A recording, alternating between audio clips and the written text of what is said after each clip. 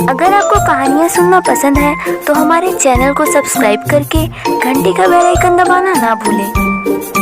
दोस्तों, इस कहानी को सुनने के बाद आप हमारे चैनल में जाकर हमारी पिछली कहानियों को भी एक बार ज़रूर सुनें, क्योंकि हम आपके लिए एक से बढ़कर एक कहानियाँ लाते रहेंगे, तो आप हमारी कोई भी कहानी मिस ना करें। 16 वर्षीय राधा 10वीं कक्षा में पढ़ाई करती थी। राधा से छोटे 2 भाई बहन थे। राधा की माँ दूसरों के घरों में जाकर झाड़ू पोछा बर्तन करके अपने बच्चों का गुजारा करती थी। राधा के पिता शराबी थे। वो हमेशा शराब पीकर आते और राधा की माँ को मारते थे। राधा के लिए ये मंजर बहुत ही ज़्यादा दर्दनाक था।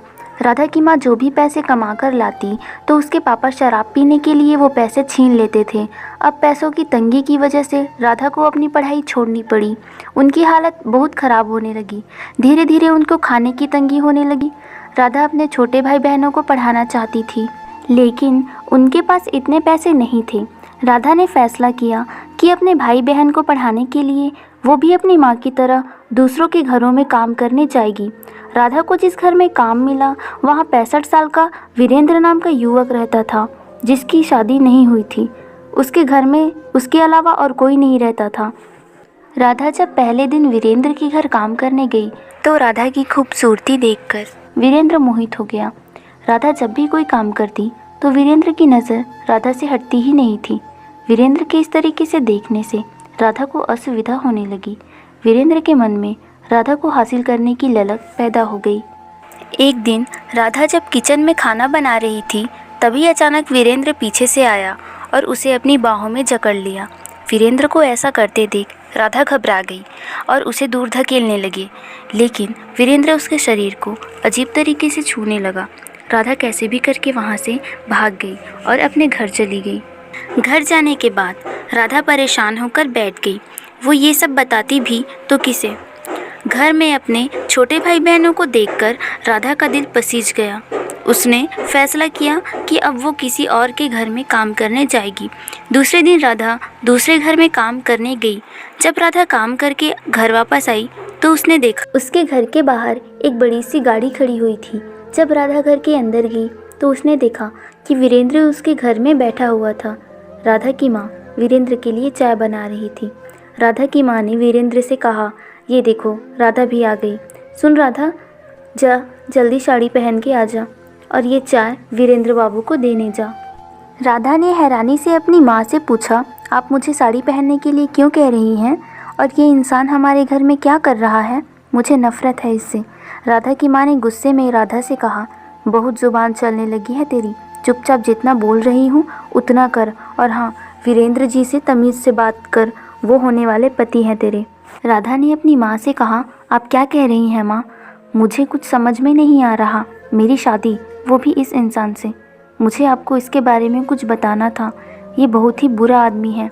जब मैं इसके घर में काम कर रही थी तो उसने मुझे गलत तरीके से छुआ, इसलिए मैंने इसके घर का काम छोड़ दिया। राधा की माँ ने गुस्से से राधा से कहा, अरे करम चली, वो तेरा होने वाला पति है। उसका पूरा अधिकार है तुझ में, तुझे छुए या कुछ भी करे। देख राधा, तू मेरी बात मान जा। वीरेंद्र बाबू तेरी शादी के बदले में तेरे दोनों भाई बहनों को पढ़ाने का खर्चा उठाने वाले हैं। ऊपर से हमारे घर का भी खर्चा उठाएंगे। साथ ही तेरी शादी में भी हमें 1 रुपये का खर्चा नहीं करना पड़ेगा। जब से तेरे बाप से मेरी शादी हुई है तब से मेरी ज़िंदगी नर्क बनी है। मैंने बहुत मुश्किल से तुम लोगों को पाला है। अब जब तुझे कुछ अच्छा करने का मौका मिल रहा है तो तू कदम पीछे कर रही है। राधा बोली, ऐसी बात नहीं है माँ, आप ऐसा मत कहिए। लेकिन आप एक बार उसकी उम्र तो देखिए। वो मेरी बाप की उम्र के हैं। मैं उससे शादी कैसे कर सकती हूँ? राधा की माँ ने कहा, अगर किसी जवान से शादी करेगी तो ज़िंदगी भर वो जवान ही नहीं रहने वाला, कभी ना कभी बूढ़ा होगा। इससे अच्छा बूढ़े से ही शादी कर लो। और अगर अब तू शादी नहीं करना चाहती तो मैं जहर ला रही हूँ, पिला देना अपने दोनों भाई बहनों को और मुझे भी दे देना, क्योंकि अब इस गरीबी में जीने की हिम्मत नहीं रही। राधा ने रोते हुए कहा, ऐसा मत कहो माँ, मैं शादी करने के लिए तैयार हूँ। राधा ने अपने भाई बहन के भविष्य के आगे घुटने टेक दिए और अधेड़ उम्र के वीरेंद्र से शादी कर ली। अब शादी की पहली रात। फूलों से सजी सेज में सहमी सी राधा घूंघट डाल के बैठी हुई थी। वही कमरे का दरवाज़ा खुलता है और वीरेंद्र सुहागरात मनाने की उत्सुकता में दरवाज़ा बंद करके राधा के पास आता है। वीरेंद्र ने राधा का घूंघट उठाया। राधा की धड़कनें तेज़ होने लगी। वीरेंद्र भूखे शेर की तरह राधा पर झपट्टा मारने की फिराक में था। जैसे ही वीरेंद्र ने राधा को छूने की कोशिश की तो फिर राधा ने मना करते हुए कहा, देखिए, मैंने मेरी माँ के कहने पर आपसे शादी की है और ये सब करने के लिए मैं अभी तैयार नहीं हूँ। हाथ जोड़ती हूँ, ऐसा मत कीजिए। वीरेंद्र ने राधा से कहा, मैं तुझे पागल लगता हूँ? कितनी मुश्किल से मैंने तुझसे शादी की है और तेरे शरीर पर सिर्फ मेरा हक है। और वैसे भी अगर तुझे पता नहीं तो मैं तुझे बता दूँ कि तेरी माँ ने तुझे बेच दिया है। तो अब ज़्यादा नाटक मत कर और चुपचाप प्यार से मान जा, क्योंकि तेरे मना करने पर मैं तुझे छोड़ने वाला नहीं हूँ। अगर मैं ज़बरदस्ती पर उतर आया तो जानवर से भी बदतर सलूक करूँगा। और तुझे तेरे भाई बहनों को पढ़ाना है कि नहीं? राधा अपने भाई बहन के बारे में सोचकर मान जाती है। वीरेंद्र हैवानियत की हद पार करते हुए राधा को निर्वस्त्र कर देता है। अपने अस्तित्व को नंगा होता देख राधा आंसुओं की धारा बहाने लगती है। वीरेंद्र बड़ी बेरहमी से राधा के शरीर को मसलते हुए जानवरों की तरह राधा के शरीर को नोचने लगता है। राधा दर्द से कहर उठी, चीखती रही, चिल्लाती रही, लेकिन उसके दर्द का वीरेंद्र पर कोई असर नहीं पड़ रहा था। वीरेंद्र ने लंबे समय तक राधा के शरीर को तरबतर कर दिया। राधा के शरीर में खून बहने लगा। राधा ये दर्द बर्दाश्त नहीं कर पाई और बेहोश हो जाती है। अगली सुबह राधा का शरीर सूज गया था। दर्द के कारण वो ठीक से चल भी नहीं पा रही थी। जैसे तैसे उसने घर का काम खत्म किया। वीरेंद्र के ऑफिस जाने के लिए राधा ने टिफ़िन तैयार किया। वीरेंद्र के जाने के बाद राधा ने चैन की सांस ली। उसके शरीर पर बहुत सारे निशान बन चुके थे। राधा बार बार घड़ी की तरफ देख रही थी। वो बिल्कुल नहीं चाहती थी कि शाम हो और वीरेंद्र घर वापस आए। घड़ी को देखते हुए राधा को नींद आ गई। अचानक दरवाजे की घंटी बजी। राधा नींद से जाग गई और दरवाज़ा खोलने गई। दरवाजे के बाहर वीरेंद्र को देखकर राधा घबरा गई। रात के 9 बज चुके थे और ये वीरेंद्र के घर आने का समय था।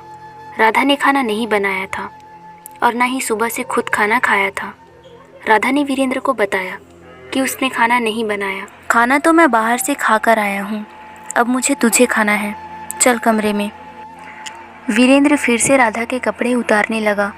राधा ने वीरेंद्र को रोकते हुए कहा कि आप ये क्या कर रहे हैं? सुहागरात तो एक बार होती है ना, फिर आप फिर से ऐसा क्यों कर रहे हैं? वीरेंद्र निर्लज्जता से हंसते हुए बोला, तू बहुत भोली है। रोज़ सुहागरात मनाने के लिए तो मैंने तुझसे शादी किया है। इतना कहकर वीरेंद्र राधा के उन घावों को फिर से कुरेदने लगा जो अभी तक भरी नहीं थी। अब ये सिलसिला रोज चलने लगा। राधा भगवान से प्रार्थना करती कि उसे इस नर्क से मुक्ति दिलाए। एक दिन ऑफिस से वापस आते वक्त कार एक्सीडेंट में वीरेंद्र की मौत हो गई और कानूनी तौर पर वीरेंद्र की सारी प्रॉपर्टी राधा के नाम हो गई। राधा को वीरेंद्र जैसे राक्षस से छुटकारा मिल गया और उसकी तपस्या सफल हो गई। अपनी माँ और भाई बहनों को भी अपने घर में रहने के लिए राधा ने बुला लिया और अपने भाई बहन को पढ़ाया लिखाया और काबिल बनाया।